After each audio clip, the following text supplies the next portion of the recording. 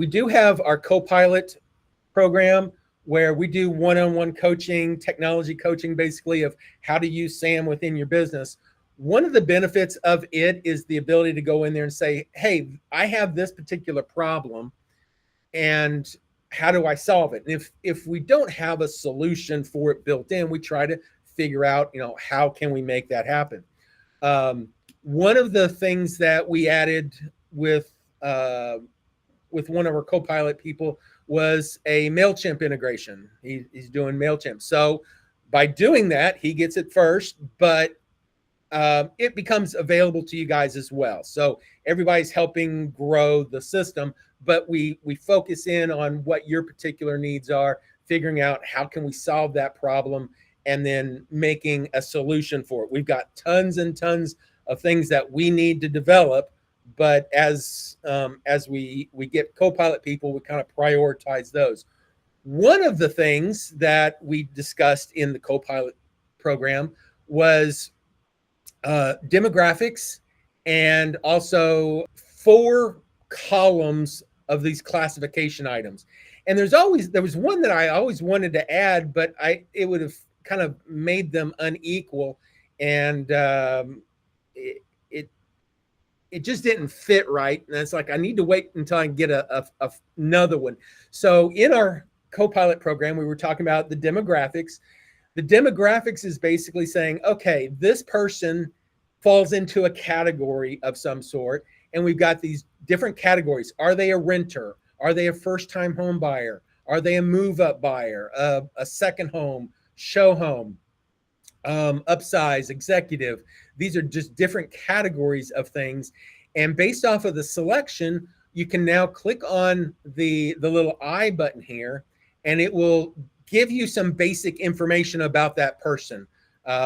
Selling starter home to buy a larger home, better location, whatever, and an instruction that goes along with it. This instruction is to help AI, whenever it's generating content, what type of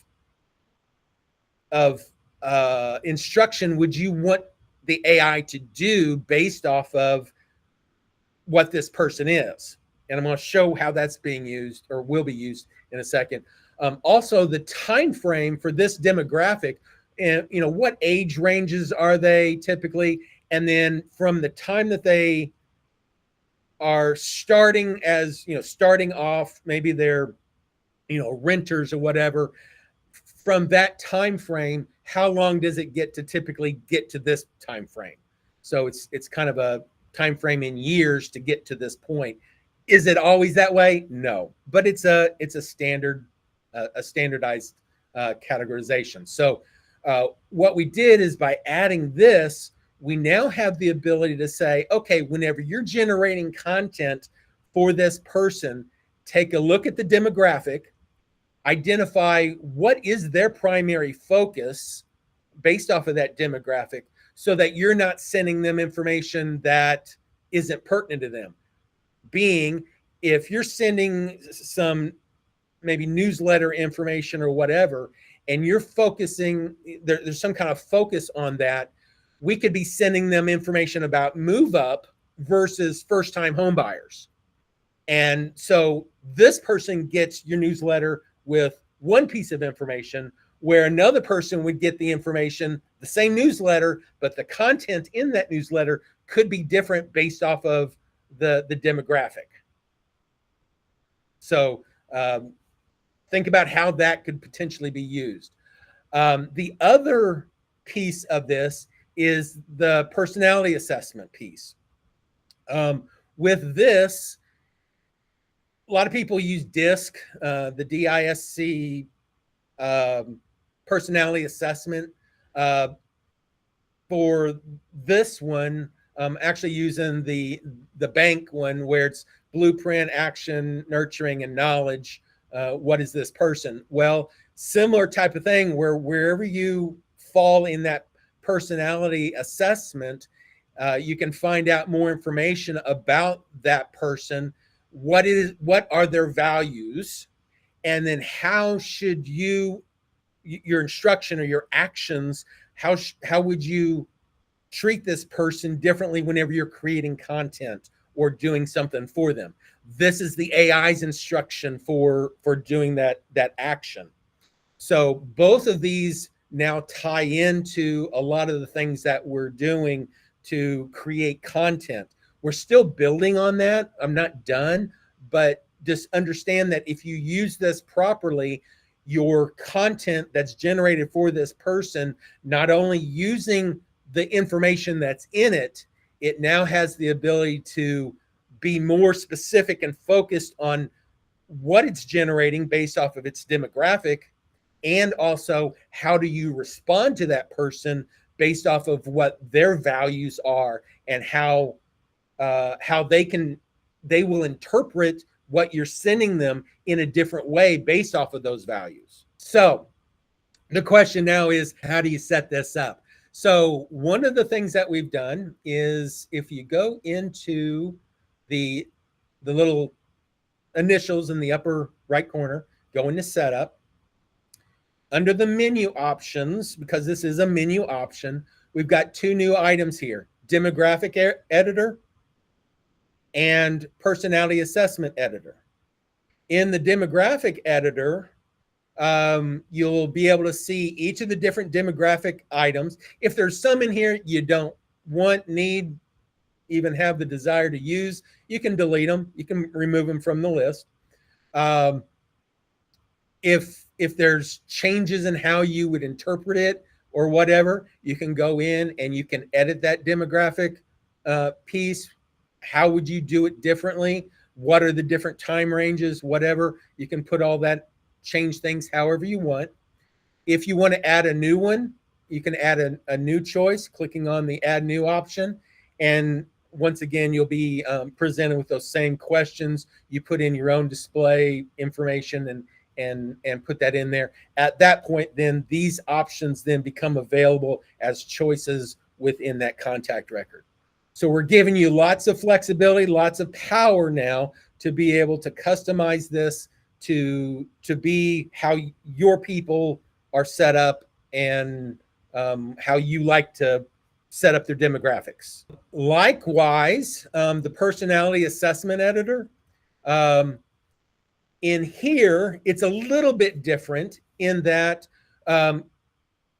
the frameworks that are available, we've got, I went ahead and added, I don't know, 8 different frameworks that are available, like disc assessment. A lot of people use the disc assessment. You select that option and you load that framework. The warning on this, however, is that once you choose one, you need to stick with it. Don't go changing assessments based off of you know, kind of a whim. Figure out which one you want to use first, then come in here, load that framework and put it in. Currently, I don't let you edit any of these. I thought I would give you guys the look of this, figure out what it is. There may be other options that we want to add. If there's an assessment that you guys use regularly, a lot of people don't use this at all, but for those people that do, they seem to be very adamant about the assessment that they use. You know, they've chosen a particular one. The thing about most of these assessments is there will be a primary category that anybody falls in, and typically there'll be a subcategory or another one. Maybe they, you know, one or the other. I'm only allowing one right now. We may add like a secondary option, but didn't want to confuse it any more than what it already is. Whatever their primary is what the one you should choose. But once you select it, you select the framework, click on load, and then it loads it in. And then this will be the choices that are displayed in the drop downs whenever you see that option. Now, how do we use this? You know, really, that kind of becomes the main thing. There's lots of possibilities. There's still some things that I've not finished, so hang tight on some of this. But the thing that Don wanted to be able to do was say, well, I make a lot of phone calls. whenever I'm making those phone calls, I need information about that person. I'm spending a lot of time reviewing their contact record or whatever, and doing that becomes a challenge. Well, we added the ability to come in here and say, well, you've got a call that you're going to make today. It brings up the information from that contact record. We could say, send this to your call list, and it would build this record. Or you can come up here and then just add a new call manually.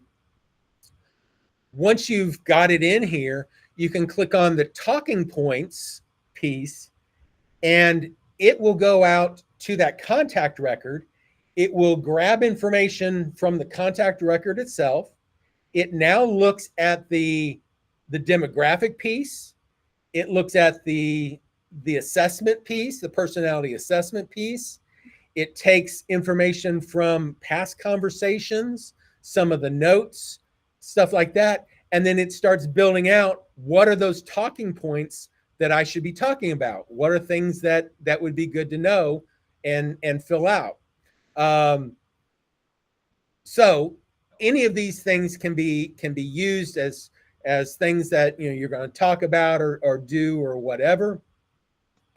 If there's a particular one of these that maybe you want to drill down a little bit more, you can click on the little light bulb, and in that light bulb, let's just grab one here. See, this one here really, because of the move up piece there, is talking about the demographic. In this case, I can click on the light bulb, and then based off of this focused question or this focused talking point, what are other things that we should do based off of that? And it kind of creates a subcategory of that, talking about the market, talking about space and neighborhoods. Because I'm in that move up area, should there be something else that I should be looking at? Stuff like that. So it really kind of dictates where I go with that conversation by clicking on the little light bulb. So I've got more to talk about. And if I don't like these choices, I can click on it again and it will build out new talking points. So you've got basically a never-ending list of things. So here it was looking at, have you had a chance to estimate your potential equity in your home? You've been in this home since 1994. There's a lot of stuff. I can give you a comparative market analysis, see how much, all this stuff. It just gives you action things that you can do.